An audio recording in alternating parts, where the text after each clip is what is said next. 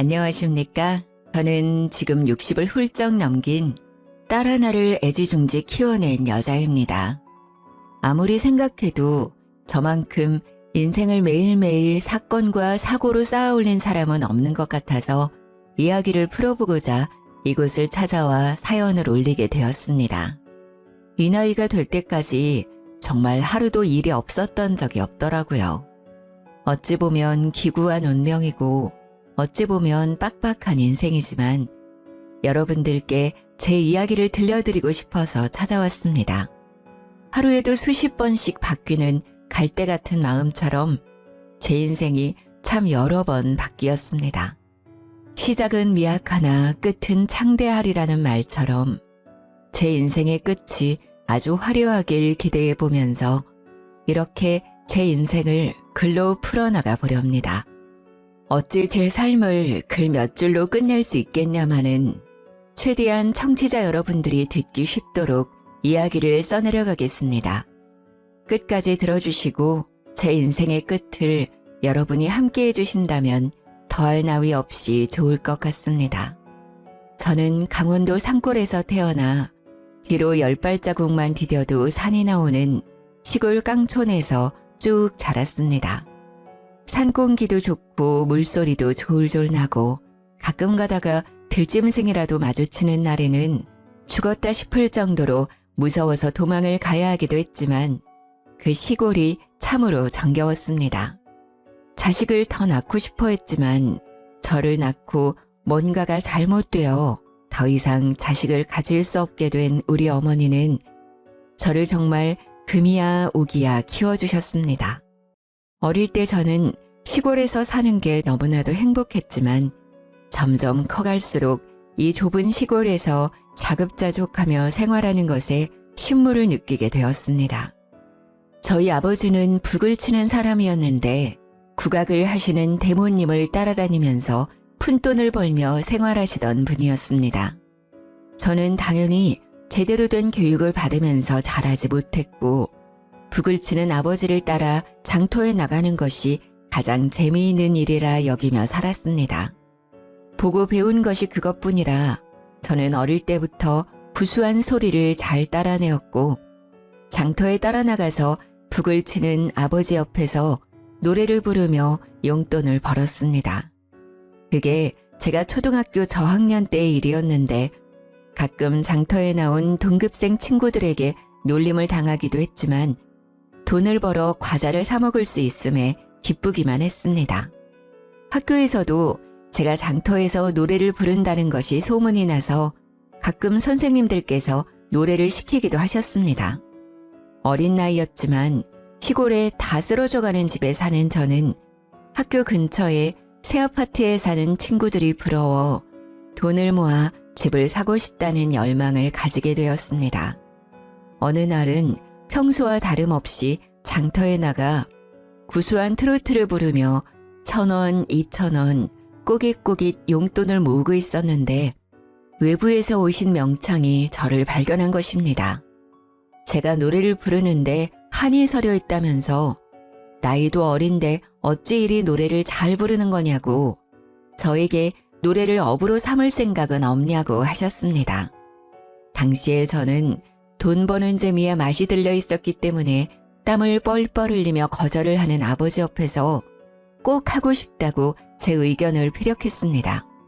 사탕을 잔뜩 사주겠다는 명창의 말에 이끌려 저는 노래를 제대로 배우기 시작했죠. 그 명창은 판소리를 하는 사람이었던 것이었습니다. 어줍지 않게 트로트만 따라 부르던 제가 판소리를 하려고 하니 여간 힘든 것이 아니었습니다. 정말 TV 드라마에서 보는 것처럼 날이 추워지는 가을날, 산 중턱에 있는 폭포수에 들어가 득음을 위해 물살을 맞으며 노래를 부르기도 했습니다.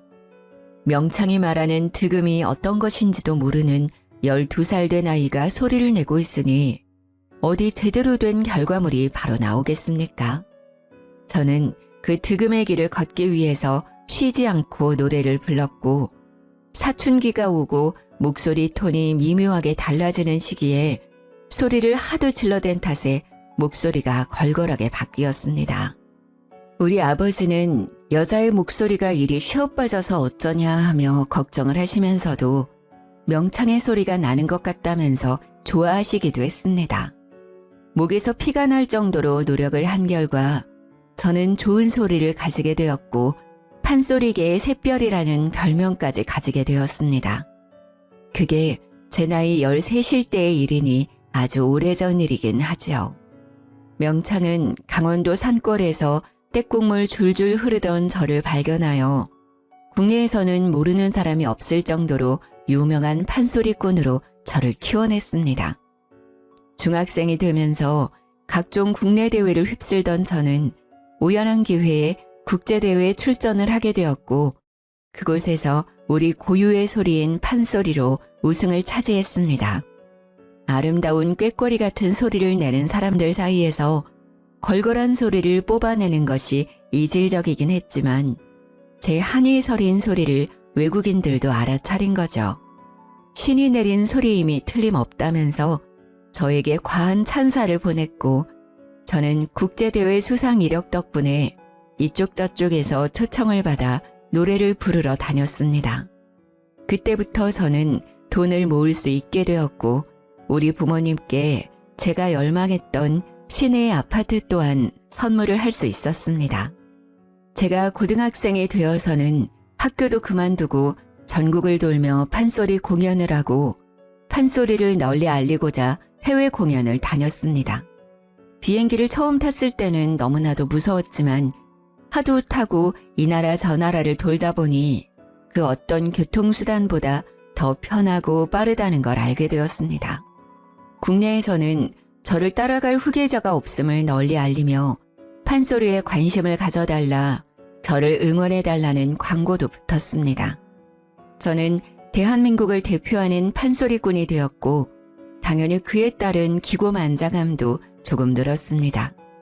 변은 익을수록 고개를 숙인다고 명창은 저를 꾸짖기도 했지만 원래 고등학생들이 그런 허세에 조금 찌들어 살지 않겠습니까? 다른 또래들과 달리 제 밥벌이를 하면서 지냈는데 부모님께 아파트도 떡하니 선물해드렸는데 그 정도 허세는 조금 들어도 괜찮지 않나 싶었습니다. 저는 그렇게 19살이 될 때까지 안 가본 나라가 없을 정도로 각지를 돌아다니며 공연을 했고 판소리를 널리 알렸습니다. 가정주부로 평생 살았던 우리 어머니, 북을 치며 제 뒤를 쫓아다니며 매니저 역할을 해주셨던 우리 아버지, 우리 가정은 평생 행복할 거라 생각했습니다. 하지만 불행의 그림자는 제가 20살이 된 그날부터 드리워지기 시작했습니다. 20살 생일이 지나자마자 이상하게 제 몸이 쿡쿡 쑤시고 내장이 뒤틀리듯 아프기 시작했습니다. 부모님께서는 저의 건강에 이상이 생긴 것이 틀림없다며 너무 무리하여 공연을 하고 다녀서 그런 거라 생각하셨습니다. 일정을 모두 취소하고 며칠 쉬면 나을 거라고 장담을 하셨지만 며칠이 지나도 저의 이유 모를 통증은 사라지지 않았습니다. 결국 큰 병원에 입원을 하게 되었고 피가 마르는 검사를 전부 해보았지만 제 병명을 밝혀낼 수 없었습니다. 병원에서는 신체 자체에는 아무런 이상도 없다면서 보통은 스트레스 때문에 이런 병이 찾아올 수 있다고 진통제를 처방해 주었습니다. 집으로 돌아와서도 저는 계속 끙끙 앓기만 했고 20살 생일을 기점으로 살이 8kg이나 빠져버리는 이상 증세가 생기기 시작했습니다. 하루 종일 누워서 일어나지 못했고 이유 없이 열이 펄펄 끓기도 했으며 약이 말을 듣지 않는 지경에 이르렀습니다. 당연히 저는 모든 공연과 일정을 취소하고 집 밖을 나가지 못하게 되었습니다. 전업주부로 살던 저희 어머니께서는 24시간 제 곁을 지키면서 고열에 시달려 헛소리를 찍찍 내뱉는 저를 위해 기도하셨습니다. 하지만 나아질 기미가 전혀 보이지 않았고 결국에 저희 아버지께서는 저를 무당에게 데려가 굿이라도 해야 하는 것 아니냐고 하셨습니다. 저희 어머니는 절대로 무당에게 보낼 수 없다며 약을 꾸준히 쓰다 보면 나을 것이라고 극구 반대를 했습니다. 하지만 투병을 한 지 1년이 가까워짐에도 제 병명은 그 어떤 병원에서도 밝혀내지 못했고 저는 뼈만 남은 상태로 앙상하게 변해버렸습니다. 그때의 기억은 잘 나지 않습니다. 너무나도 아팠고 매일 환청에 들렸고 누군가 제 몸을 탐내고 있었던 것 같은 기분이었습니다. 저는 이대로는 못 살겠다, 제발 죽여달라고 어머니의 손을 붙들고 매일을 울었습니다. 하나뿐인 자식을 어찌 홀로 보내겠냐며 저희 어머니께서는 버텨야 한다고 제 손을 붙잡고 매일 기도를 하셨습니다.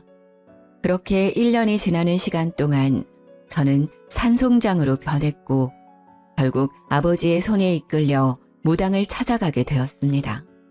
용하다는 그 무당은 산속 깊은 곳에 신당을 꾸려 지내고 있었는데 엎이다시피 등장한 저를 보고는 혀를 끌끌 찼습니다. 딱 보아하니 이 계집의 목소리가 신통방통하구나. 그러니 목소리를 탐나는 신이 들러붙어서 떨어질 생각을 안 하지. 이 계집에 살리려면 신내림 구슬하는 수밖에 없어. 들러붙은 신이 앵간에서는 떨어지지 않는 분이시다. 넋을 그리고 천국을 떠돌아도 방법은 신내림굿 하나뿐이야. 당연히 판소리로 이름을 알리고 있던 제가 무당이 되어야 한다고 하니 저희 부모님께서는 죽어도 안 될 일이라고 극구 반대를 하셨습니다. 특히 어머니께서는 하나뿐인 딸을 어찌 무당으로 만들고 자기들이 발 뻗고 살 수 있겠냐고 절대 안 될 일이라고 살려만 달라고 울고불고 빌었습니다. 하지만 무당은 살릴 수 있는 방법은 신내림굿밖에 없다면서 어머니께 신내림을 받지 않겠다면 애를 데리고 나가라고 소리를 치셨다고 하셨습니다. 제 병명은 열병도 정신병도 아닌 신병이라는 것이었습니다. 저는 흐릿해지는 정신 속에서도 그 말만큼은 제대로 들었습니다. 신병은 고칠 수 없는 병이라고, 저 여자애가 아니라면 누구라도 저 신을 모셔야 하는 운명이라고, 호통을 치는 무당의 목소리를요. 부모님께서는 절대로 있을 수 없는 일이라며 저를 다시 데리고 강원도로 오셨고 저는 정말 숨이 꼴딱 넘어가는 지경까지 이르렀습니다. 병원에서도 병명을 알 수 없으니 기도에 의존해라, 마음의 준비를 해라 하는 말만 반복했고요. 결국 부모님께서는 저를 이렇게 잃을 수 없다는 마음에 다시 무당을 찾아가셨습니다. 많이 노하셨다. 자기 인생에 순응하지 않고 순리를 거스르겠다고 결심을 했으니 누구라도 신내림을 받아야 할 것이야. 결국 저희 어머니께서 저 대신 신내림을 받겠다고 결심을 하셨고 신내림 굿을 통해 믿기 힘들겠지만 어머니는 무당이 되었습니다. 신내림 굿이 꼬박 15일간 이어졌고 저는 시름시름 앓다가 점점 몸이 호전되는 것을 느끼게 되었습니다. 정말 그 누구도 겪지 못할 신기한 일이었습니다. 15일 동안 열이 끓었다가 가라앉았다가 내장이 뒤틀렸다가 잠잠해졌다가 하더니 15일 뒤 저는 제 두 다리로 방을 걸어 나왔습니다. 홀로 제 옆을 지키던 아버지께서는 제 다리로 걸어 나오는 저를 보고 눈물을 하염없이 흘리셨습니다. 저는 정신이 맑아지는 기분을 느끼며 아버지께 그동안 고생하셨다고 이야기를 하는데 아무리 찾아도 우리 어머니가 보이지 않더라고요. 그제야 저는 어머니께서 저 대신에 신내림 굿을 받았고 무당이 되어 암자에 들어가게 되었다는 소식을 접할 수 있었습니다. 저는 저를 위해 한 몸을 희생하신 어머니의 모성애에 끊임없이 눈물을 흘렸습니다. 어머니가 너무나도 보고 싶고 그리웠습니다. 저는 며칠 지나서 몸이 정말 완벽하게 일상에 적응을 하자마자 어머니를 찾기 위해 산속에 있는 암자를 찾아갔지만 어머니를 볼 수 없었습니다. 신의 노여움이 엄청나게 컸고 저를 다시 만나면 제 몸을 집어삼킬지도 모른다고 하여 저와 만나는 것을 거부하셨기 때문이었습니다. 그 뒤로 저는 아버지와 단둘이 생계를 이어가야 했고 어머니와는 거의 생이별을 한 채 지내야만 했습니다. 신이 저를 탐내고 있다는 것이 현재 진행 중인 일이었는지 찾아가도 암자 문을 닫고 저를 만나주지 않는 어머니 때문에 어쩔 수 없이 어머니를 잊고 살아야 했습니다. 1년에 한두 번 정도 암자 전체가 개방되어 너도 나도 신을 기리며 기도를 하러 오는 사람들 속에 파묻혀 멀리서 어머니를 보는 것 말고는 볼 수 없었습니다. 저는 다시 판소리를 시작하게 되었습니다. 멀리서나마 어머니께서 제 소식을 듣고 응원을 해주시길 바라는 마음에서 말입니다. 이전처럼 명성을 되찾는다면 제 기사를 통해서 제 얼굴 한번 더 볼 수 있을 거라 생각을 하고 다시 한번 도약하기 위해 애썼습니다. 저는 명창이라는 수식어를 가지게 되었고 은퇴를 하신 선생님들의 뜻을 받들어 국내의 판소리를 전파하는 일에도 아낌없이 나서게 되었습니다. 그러던 어느 날 우연치 않게 공연을 하러 간 무대 뒤에서 한 남자를 만나게 되었습니다. 그 남자는 저와 달리 서양음악, 성악을 전공한 남자였는데 저에게 한이 서린 그 목소리가 너무나도 아름답다며 다가왔습니다. 아름다운 목소리는 성악 쪽이 아니냐고, 제 목소리는 걸걸한 거지요 하며 대꾸를 하는데 제 목소리에는 남들에게 없는 뭔가가 있다며 푹 빠져들었다고 하더라고요. 제가 했던 공연들은 빠짐없이 다 보았다면서 저에게 사인 한 장을 해주라고 혹시 연락해도 되냐고 전화번호를 알려달라고 했습니다. 판소리를 하면서 남자의 관심을 받았던 적이 별로 없었던 터라 저는 쑥스러운 마음을 숨기며 전화번호를 알려주었습니다. 그렇게 서서히 서로에 대해 관심을 두고 연락을 하기 시작했고 제가 지방에 있든 어디에 있든 보고 싶다며 달려와주는 그 남자에게 빠져들었습니다. 제가 판소리 공연 후 지쳐있을 때 활력소가 되어주고 간혹가다 보고 싶은 마음이 쑥쑥 트는 어머니의 빈자리를 채워주는 그런 남자였습니다.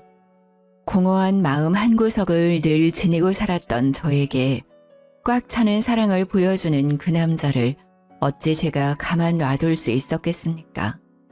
저도 속수무책으로 그 남자에게 빠져들게 되었고 저희는 남들보다 조금 빠르게 결혼을 약속하게 되었습니다. 성악을 전공한 남자답게 집안이 전부 음악을 전공한 사람들로 가득하다고 이야기를 해주었습니다. 시댁이라는 곳에 처음으로 인사를 드리러 갔는데 장식장 한편이 음악 콩쿠르에 나가 상을 받아온 트로피들로 가득하더라고요. 저도 어디 가서 상이라고 하면 빠지지 않는 사람이었지만 웅장한 집에 들어가니 주눅이 드는 것은 어쩔 수 없었습니다. 알고 보니 가족들이 전부 피아니스트, 지휘자, 성악가였고 죄다 독일에 유학까지 다녀온 인재들로만 구성이 되어 있었습니다. 북을 치는 아버지와 무당인 어머니를 둔 저는 너무나도 모양새가 빠지는 예비 며느리였습니다. 산골에서 폭포수를 맞으며 수련을 했던 저와 달리 남편은 어릴 때부터 독일에 유학을 가서 선생님께 발성하는 법을 배우고 피아노를 치기 시작했다고 했습니다. 제가 득음을 하겠다고 소리를 쥐어짜낼 때 남편은 유럽 여행을 하면서 각국의 맛있는 것들은 죄다 먹어봤다고 했습니다. 제가 대학에 가지 않고 신병을 앓고 누워 끙끙거릴 때 남편은 아주 유명한 대학 성악과에 들어가서 합창을 시작했다고 했습니다. 처음부터 끝까지 맞는 구석이 하나도 없는 우리 둘이 과연 잘 살 수 있을까 하는 의문이 들기도 했지만 아가페와 같은 사랑을 보여준 그 남자를 놓치고 싶지 않았습니다. 제가 부족하면 그만큼 더 노력하면 되는 것이라고 안일하게 생각하기도 했습니다. 결국 시댁에 인사를 드리러 갔는데 저에게 제일 처음 한 말이 바로 우리 집안은 서양 음악을 하는 집안이기에 판소리꾼을 드릴 수 없다 였습니다. 저와 남편은 다른 이유도 아니고 그런 이유로 우리의 사랑을 갈라놓을 수 없다고 시댁에 반항을 하기 시작했습니다. 원래 로미오와 줄리엣도 양가에서 서로 앙숙처럼 반대를 해대니 둘의 사랑이 더욱 불타올랐던 것 아니겠습니까? 저와 남편도 아주 비슷했습니다. 시댁에서 반대를 시작하니 저희의 사랑이 더욱 고결한 것으로 느껴졌기에 반발심이 생기고 말았습니다. 시댁에서는 남편 보고 다시 독일에 가버리라고, 세상에 여자는 많고 음악을 하는 여자도 많다면서 남편을 구슬렸습니다. 하지만 서로의 눈에 보이는 것이 서로밖에 없었던 저희 둘을 갈라놓기엔 너무나도 허접한 소리였던 거죠. 저와 남편은 결국 마지막 선을 넘어버리고 말았습니다. 저는 시댁의 반대를 돌파하는 와중에 임신을 하게 됐어요. 남편은 오히려 시댁에 당당하게 임신을 했으니 결혼을 하겠다고 했고, 시댁에서는 목덜미를 잡고 쓰러지는 신용을 하셨습니다. 결혼을 더 이상 미룰 수 없다고 끝끝내 반대를 하시는 시댁 어르신들께 상견례 날짜를 통보하듯 전했습니다. 당연히 저도 아버지와 어머니께 상견례 날짜를 알려드렸지만 저희 어머니는 아무런 언질도 없이 나타나지 않으셨고 저는 참 서운했습니다. 상견례 자리에 아버지만 나타나자 시댁에서는 답답해하시며 저에게 물어보셨습니다. 사돈어른이 이혼했다는 소리는 들은 기억이 없는데 왜 안사돈은 오지 않으시는 거지? 저는 어차피 밝혀지게 될 일이라 생각해서 정면 돌파를 결심했고 시댁 식구들에게 솔직하게 이야기를 했습니다. 저희 어머니께서는 신을 모시고 계시기 때문에 오늘 일정에 참석하실 수 없으십니다. 신을 모시고 계신다고? 설마 무당이니? 정말 무당이야? 이런 말도 안 되는 집을 봤나? 우리 집안은 크리스천이야. 기독교라고. 근데 무당? 무당 딸을 며느리로? 죽어도 안 된다. 시모는 개거품을 물었고 시부는 얼굴이 새빨갛게 달아올라서는 저에게 삿대질을 하며 죽어도 결혼을 반대할 것이라고 외치셨습니다. 가운데서 땀을 뻘뻘 흘리던 우리 아버지는 조심스러운 말투로 종교는 자유 아니냐, 우리 딸도 성당 다닌다고 항변을 했습니다. 성당을 다닌다는 말에 기가 막히셨는지 시모가 헛웃음을 짓더라고요.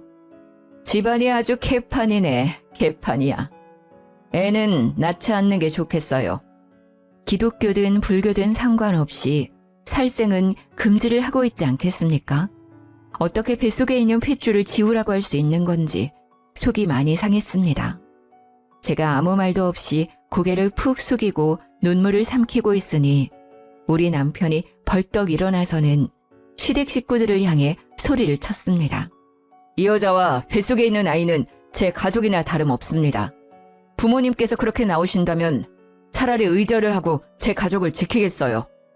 당당하게 소리치는 남편에게 저는 무한한 신뢰를 가지게 되었고 남편 또한 저와 아버지께 일어나시라며 이런 사람들과 상종하지 말자고 했습니다. 시댁 식구들은 모두 불쾌한 얼굴을 하고 어디 한번 나가서 잘 먹고 잘 살아보라고 으름장을 놨지만 남편은 꿈쩍도 하지 않았습니다. 저에게 이런 나쁜 소리를 듣게 해서 미안하다며 앞으로는 우리끼리 잘 먹고 잘 살아보자고 우리만 행복하면 된 것이라며 이야기를 하더라고요.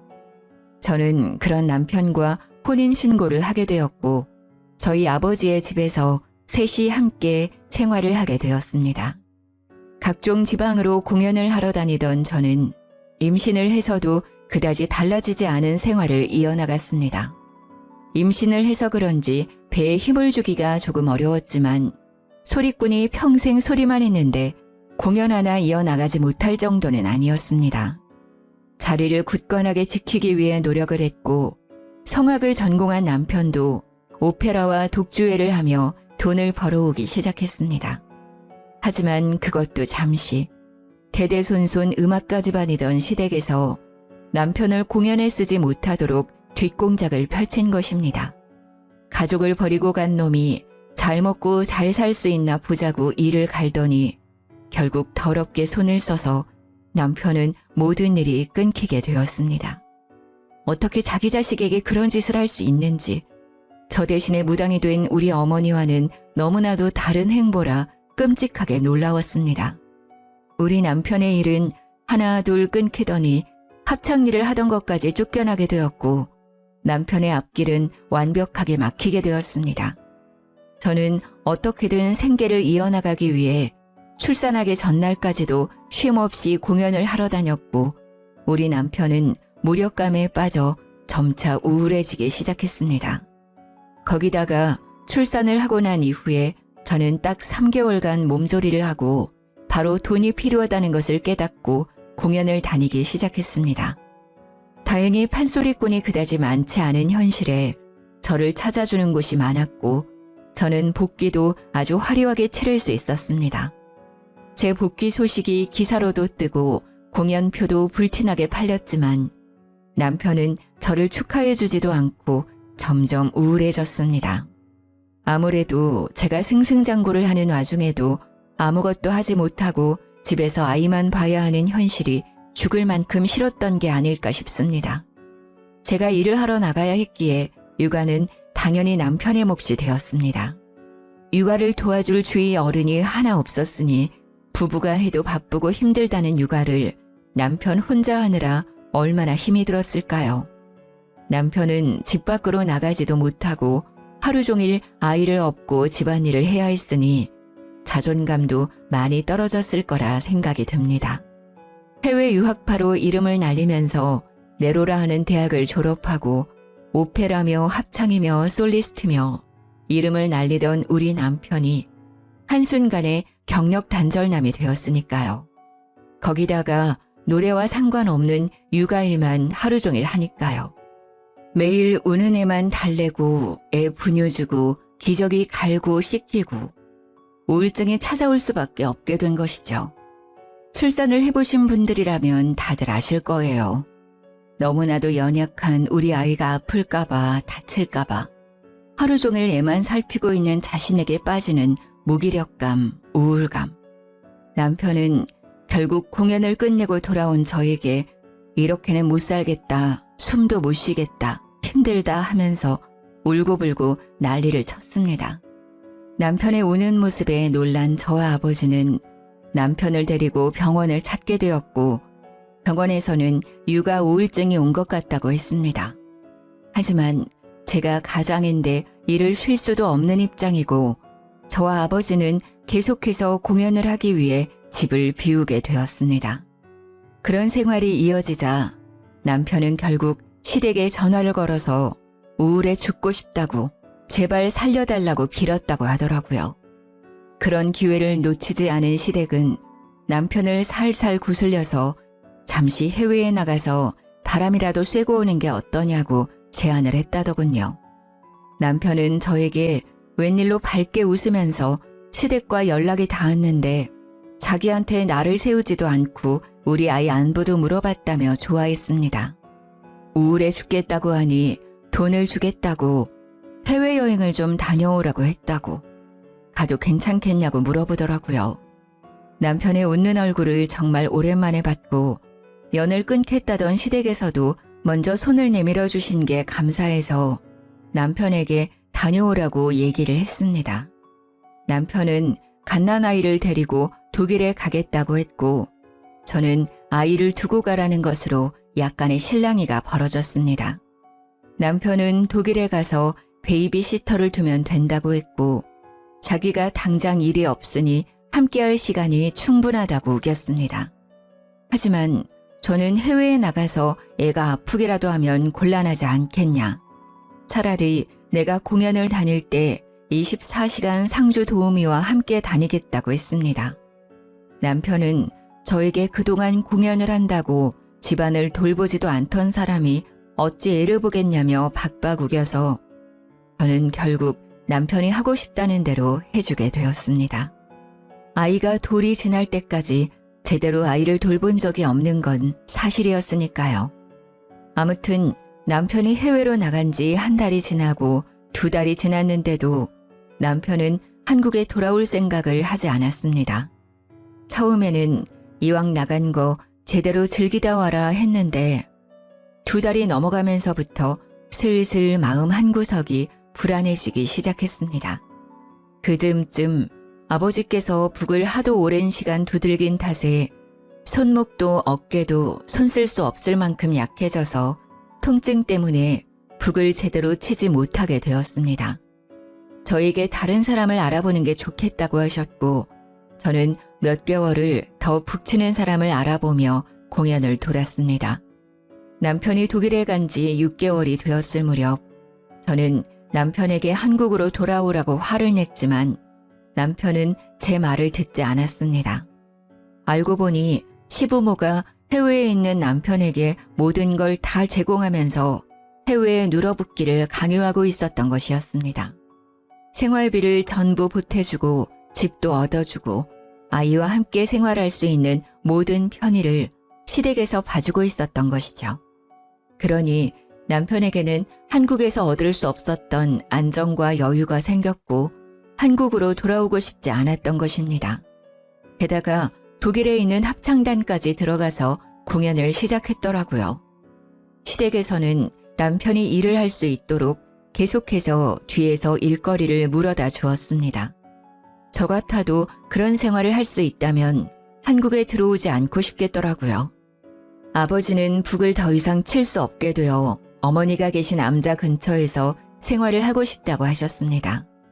남편은 저에게 아이가 보고 싶지도 않냐며 독일에 들어오기를 바랐고 저는 결국 한국에서의 생활을 정리하고 독일로 떠나기로 결심을 했습니다.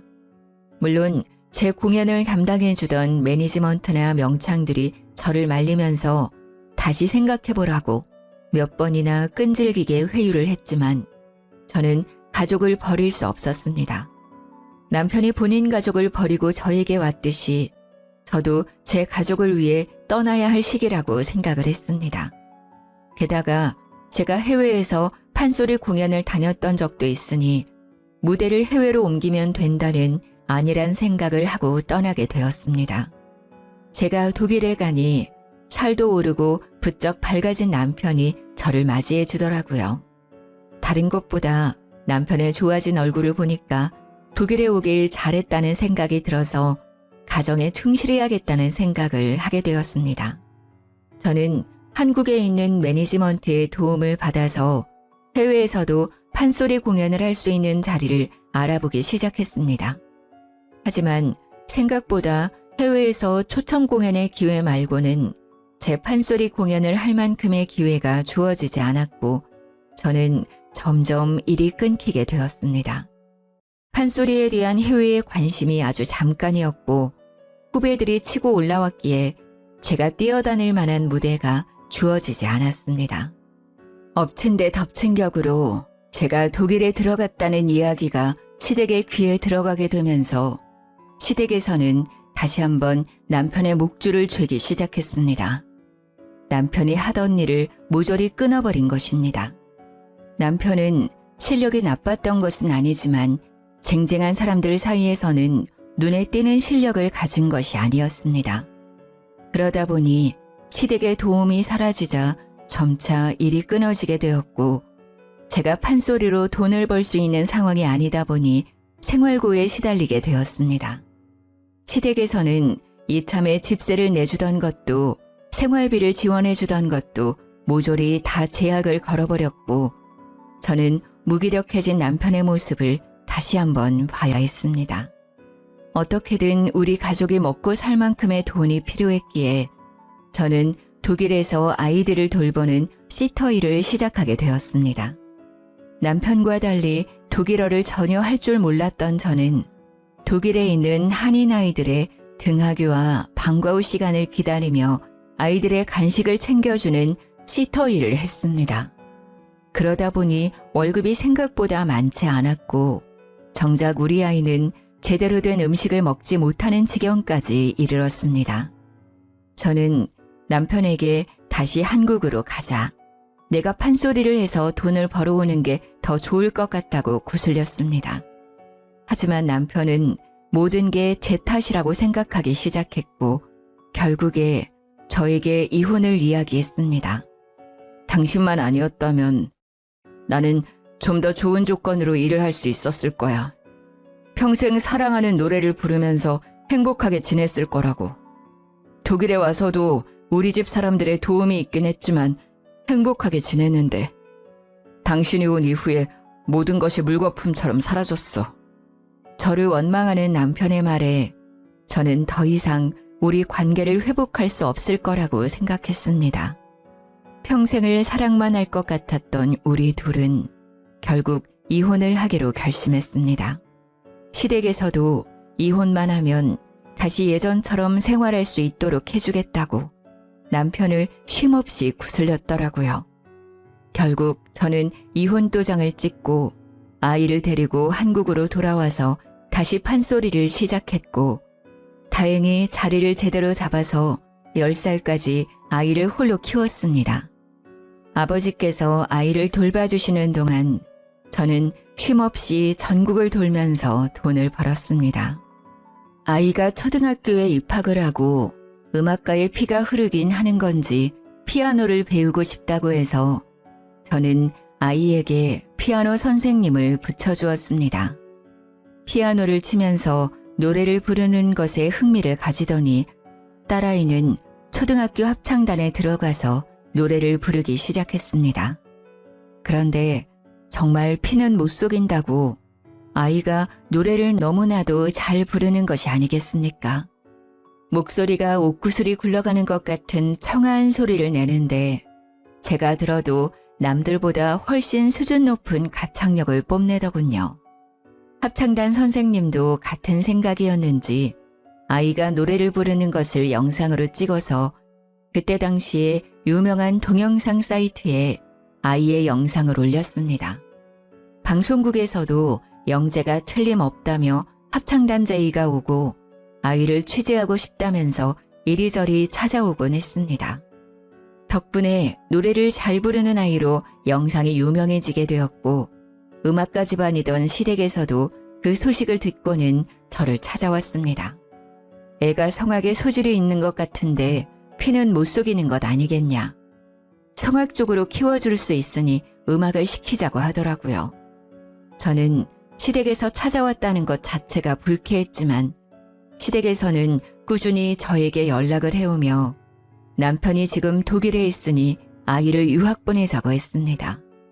독일에 가서 기초만 제대로 잡아도 조수미에 버금가는 성악가가 될 것이라고 절대적으로 서포트를 해주겠다고 말을 했습니다. 저는 아이의 미래를 위해선 나쁘지 않은 제안이라는 생각이 들었습니다. 딸아이가 노래에 욕심을 보이기도 했으며 소리 자체가 성악을 했을 때 두각이 드러나는 소리였기에 독일로 보내기로 결심을 했습니다. 남편이 워낙 딸아이의 육아에 철저했던 사람이었으니 믿고 보내기로 한 것입니다. 그런데 시댁에서 그런 말을 하더라고요. 해외로 나가려면 양육자가 누구인지 그런 게 중요한 거 알고 있어? 남편이 양육자로 지정되어 있지 않으면 법적으로 제한이 생길 수 있어. 그러니까 아이를 위한 길이라고 생각하고 양육자를 우리 아들로 바꿔주었으면 해. 저는 내키지 않았지만 독일에 간다고 신이 나 있는 딸을 위해 눈물을 머금고 양육자를 남편으로 변경을 해주었지만 모든 것이 시댁의 계략이었습니다. 독일에 간 딸은 처음에 저와 연락을 자주 했지만 점점 연락하는 횟수가 줄어들기 시작했습니다. 한동안 연락 없는 딸이 걱정되어 전화를 걸어보니 없는 번호라고 나오는 것이 아니겠습니까? 저는 놀라서 딸의 집 주소로 편지를 보냈지만 그 집에 이미 딸이 살고 있지 않다면서 편지가 반송되어 돌아왔습니다. 저는 시댁에 연락을 하고 찾아도 가보고 딸의 행방을 알려달라, 번호 아니면 편지라도 쓸 수 있게 주소를 알려달라고 했지만 그들은 저를 완벽하게 무시했습니다. 저는 결국 딸과 연락을 할 수 있는 방법을 찾지 못했고 그대로 딸을 잃어버린 어미가 되었습니다. 결국 매니지먼트사를 통해서 뒤에서 몰래 남편의 행방을 찾으러 다녔습니다. 남편이 성악을 계속하고 있었기 때문에 소식은 어렵지 않게 들려왔습니다. 남편은 독일에서 만난 유학생과 재혼을 했고 재혼을 한 여자가 불임 판정을 받게 되어 자식을 가질 수 없다는 걸 알고 저희 딸을 데리고 간 것이었습니다. 그 모든 사실을 알게 된 이후에 정말 인생이 허탈하더군요. 우리 딸을 당당하게 호적에 올려놓고 자기 자식인 것 마냥 데리고 다니면서 함께 노래를 부르고 있다는 게 아니겠습니까? 그 뒤로 저는 제3자에게 간간히 들려오는 소식 말고는 딸의 얼굴조차 볼 수 없게 되었습니다. 어떻게 컸는지도 알 수가 없고 정말 막막함에 딸의 소식이 들려오기만 기다리고 있었습니다. 그러다 해외 뉴스에 나온 딸을 보게 되었는데 우리 딸이 무슨 콩쿠르에 나가서 상을 받았고 18살 나이로 오페라 무대에 서게 되었다는 소식이었습니다. 노래를 그렇게 잘하더니 성공하는구나 싶어서 뿌듯한 마음이 들면서도 혹시라도 저를 잊었을까봐 가슴을 졸이게 되었습니다. 저는 결국 딸의 매니지먼트라도 알고 싶어서 찾기 시작했으나 우리 딸이 따로 계약한 소속사 없이 혼자 개인 활동을 하고 있다는 것을 알게 되고 좌절하게 되었습니다. 독일로 날아가서 딸을 찾고 싶었지만 어느 지역에서 뭘 하는지 알 수가 없으니 찾아갈 수가 없었습니다. 그래도 뉴스로나마 딸의 소식을 받을 수 있어서 기뻤지만 그마저도 19살이 된 이후에 소식이 끊어지게 되었습니다. 그 어떤 공연도 콩쿠르도 나오지 않고 소식이 끊어져 버린 딸을 찾고 싶어서 난리를 쳤지만 결국 찾을 수가 없었죠. 저는 포기한 채로 5년이라는 시간을 더 보내게 되었습니다. 그러던 어느 날 우리 어머니의 신딸께서 연락이 왔고 30년 만에 어머니께서 먼저 보자고 저에게 연락을 하셨습니다. 저는 제 나이 50이 넘어서야 어머니의 연락을 받고 신이 나서 한달음에 어머니가 계신 암자로 찾아가게 되었습니다. 암자 입구에 들어서니 신딸이 저를 딱 막는데 불러놓고 왜 막느냐며 항의를 했더니 어머니께서 곧 나오실 테니 기다리라는 말만 반복을 하더라고요. 1시간을 꼬박 기다려서 어머니를 만나게 되었는데 저에게 그러시더군요. 저기 네 딸이 누워있다. 가서 봐라. 저는 이게 무슨 소리인가 싶어서 어머니가 가리키는 방으로 들어가니 정말 그대로 자란 제 딸 수연이가 바닥에 누워있는 게 아니겠습니까? 그런데 딱 보기에도 상태가 너무나도 좋지 않았고 애가 사람도 못 알아보고 시름시름 앓고 있는데 열이 펄펄 끓고 있었습니다. 네 딸 꼴을 보아하니 30년 전 기억이 떠오르지 않니? 네 딸이 신병이 찾아온 것 같다. 너처럼 신을 받지 않으면 죽을 수도 있을 것 같은데 너는 어쩌겠니? 너도 나처럼 대신 신을 받을래? 제가 대신 신내림을 받으면 우리 수연이는 살 수 있는 건가요? 너를 봐라. 똑같은 거지. 대신 나처럼 실력이 떨어지기 전까지는 만나기 힘들 거야. 곱게만 커야 할 우리 딸에게 그런 병이 생겼다는데 제가 뭘 가리겠습니까? 당연히 신내림을 받아야겠다고 생각했습니다. 수연이가 잠시 정신을 차렸을 때 이야기를 들어보니 독일에서 승승장구하다가 갑자기 신병이 찾아와 사경을 헤매게 되었고 시댁 식구들이 여기에 버려두고 가버렸다고 했습니다. 남편 새끼에 대한 조금의 정까지 전부 털려버렸습니다. 저는 딸과 대화를 통해 그간 쌓인 오해를 풀었고 신내림을 대신 받기로 결심을 했습니다. 어머니의 주도하에 내림굿을 받았고 정말 신기하게도 우리 수연이의 병은 말끔히 나았습니다. 다시 독일에 가서 노래를 부르라고 하니 싫다며 한국에 남겠다고 했습니다. 수연이는 다시 처음부터 성악을 시작했고 작은 무대부터 큰 무대까지 고루고루 서게 되었습니다. 당연히 시댁에서도 알게 되었고 어머니와 함께 지내고 있는 남자로 시모가 찾아왔더군요. 결국 무당이 될 운명이었구먼. 이래서 개판인 집안이랑은 연을 맺으면 안 되는 것이었는데 욕심이 가득한 할미 같으니라고. 화를 크게 입을지도 모르니 할미 차 조심해. 제가 무당이 되어서 그런 건지 시모의 얼굴을 보는데 스쳐 지나가는 그림이 막 보이더라고요. 저도 모르게 시모에게 말을 뱉으니 시모가 놀라서 도망을 쳤는데 그날 차를 타고 집에 가는 도중에 고라니를 쳐서 차 사고가 났다는 게 아니겠습니까? 경미한 사고긴 했지만 제 말이 마음에 걸렸는지 찾아오지 않더라고요. 우리 딸이 독일에 들어가지 않고 계속 한국에 있으니 결국 전 남편과 재혼녀가 한국에 와서는 우리 딸을 설득하기 시작했다고 합니다. 딸이 귀찮으니 저희 암자 근처에 아버지 집으로 숨어 들어왔는데요. 끝내 저희 암자까지 찾아와서는 딸을 내놓으라고 저를 협박하기 시작했습니다. 내가 내 딸을 대신해서 신내림을 받았는데 이제 와서 내 딸을 데려가려고 해? 호적상 내 딸인데 어떻게 당신 딸이라고 박박 우게 되는 거야? 이 망할 년, 자궁에 탈이 난 게 선천적이라고 구라를 친 나쁜 년. 네가 떼다 버린 애가 셋이 넘는 걸 하늘이 아는데. 그러니 남편의 재혼녀가 사색이 되어서는 저한테 삿대질을 하며 너 누구냐고 소리를 막 치더라고요. 어쩌겠습니까? 신을 받은 이후에 보고 싶지 않아도 보이고 말하고 싶지 않아도 신의 목소리가 터져나오는 것을요. 재혼녀가 불임이 된 이유가 젊었을 때 하도 난잡하게 놀아서 낙태 수술을 여러 번 반복하면서 생긴 것이었습니다. 그 사실을 알게 된 남편이랑 시모가 재혼녀를 쥐잡듯이 잡았는데 재혼녀도 뻔뻔하게 나오더라고요. 당신도 유부남일 때 나 만나서 바람 피운 거잖아. 그러면서 둘이 개싸움을 하는데 아주 흥미진진했습니다. 결국 둘이 이혼을 하고 재산 분할까지 했는데 서로 돈을 주지 않으려고 난리를 쳤다고 하더라고요. 그 이후로 저는 제 아내 신 때문에 딸이랑 자주 만날 순 없지만 연락을 자주 하면서 지내고 있습니다. 말년에 어머니와 함께 지낼 수 있어 행복하고 아버지와도 자주 만날 수 있어서 행복하게 지내고 있습니다.